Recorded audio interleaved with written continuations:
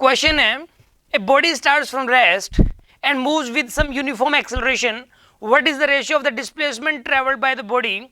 During the fourth and the third second.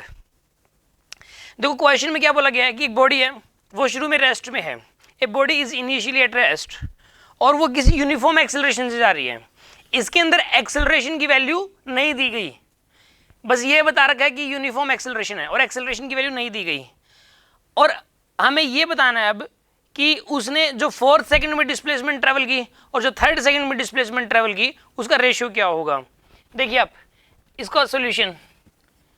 मान लेते हैं कि जैसे कि ये रोड है, ओके, इस वाले रोड के ऊपर ही गाड़ी है, इसकी इनिशियल वेलोसिटी 0 है, इसकी इनिशियल वेलोसिटी 0, एक्सेलरेशन पता नहीं कितना है, ए मान लो, एक्सेलरेशन पता नहीं है कितना है, ए मान लिया हमने। और अब हमें ये बताना है कि फोर्थ सेकंड में और थर्ड सेकंड में डिस्प्लेसमेंट का रेशियो क्या होगा। क्वेश्चन क्या है यहाँ पे मतलब सिर्फ गिवन क्या चीज़ है कि इनिशियली वो रेस्ट में है और कांस्टेंट एक्सेलरेशन, सिर्फ दो ही बात गिवन है, ठीक है ना। गिवन क्या क्या यहाँ पे कि यहाँ पे इनिशियली रेस्ट में, ये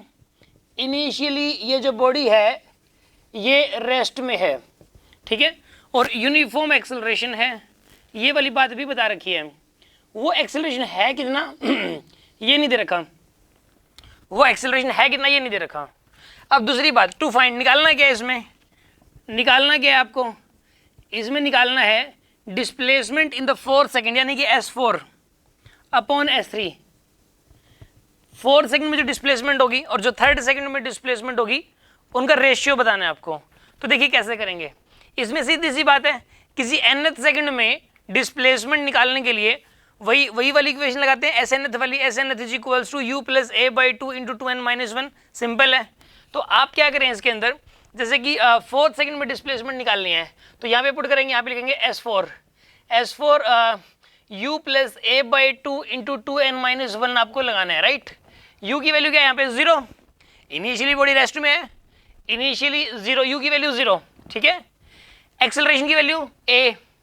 एक्सेलरेशन की वैल्यू a, हमारा आंसर a की टर्म्स में नहीं आ सकता क्योंकि a तो हमने मान रखा है यहाँ पे, हमारा आंसर इसलिए a की टर्म्स में नहीं आ सकता। अब सुनो, यहाँ पे 2n-1, n की वैल्यू पुट करेंगे 4 -1, तो अब यहाँ से आ जाएगा ये a बाई 2 मल्टीप्लाई बाई 8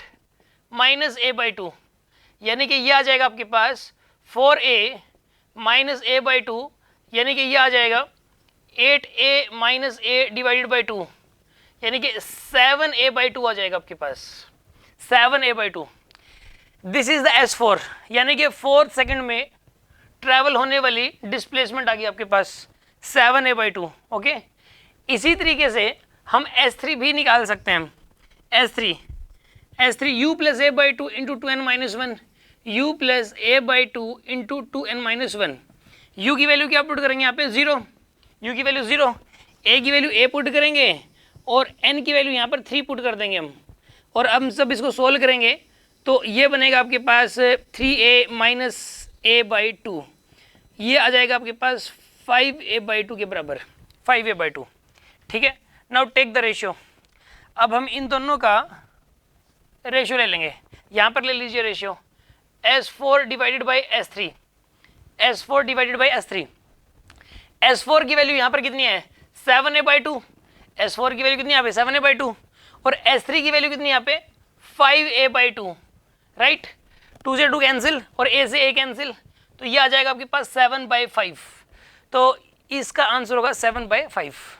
हमने इसके अंदर इस वाले क्वेश्चन में सिर्फ इतना सा ही है कि nth सेकंड वाली इक्वेशन हमें याद होनी चाहिए, बस nth सेकंड वाली इक्वेशन होती है u plus a by 2 into 2n-1, वही वाली इक्वेशन 2 बार लगानी है, एक बार फोर्थ सेकंड के लिए, एक बार थर्ड सेकंड के लिए, और उन दोनों का रेशियो निकालना है।